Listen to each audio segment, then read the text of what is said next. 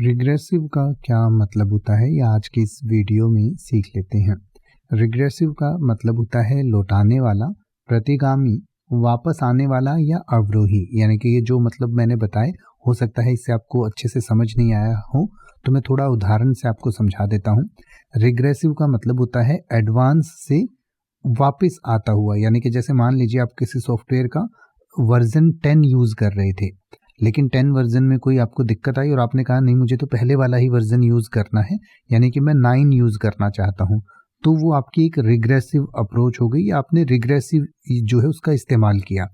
या फिर मान लीजिए आगे बढ़ने की बजाय कोई पीछे हटता है, या किसी के पीछे हटने की या वापस आने की प्रवृत्ति होती है, तो उसको भी रिग्रेसिव कहा जाता है।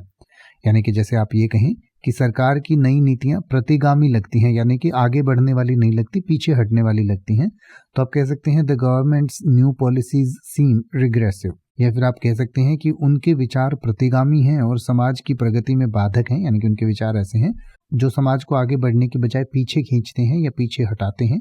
तो आप कह सकते हैं their views are regressive and hinder progress in society. तो रिग्रेसिव मतलब एडवांस का उल्टा होता है, यानी कि जो पीछे हटने वाला हो या पीछे की तरफ आने वाला हो। अब आप किसी भी वर्ड का मतलब हिंदी और इंग्लिश में YouTube पर सर्च कर सकते हैं। आपको मेरी वीडियो मिल जाएगी जिसमें आप बिना किसी फालतू बकवास के सीधा उस वर्ड का मतलब समझ पाएंगे। तो ऐसी ही वीडियोस को देखते रहने के लिए चैनल को सब्सक्राइब करें और बेल आइकन को प्रेस करें।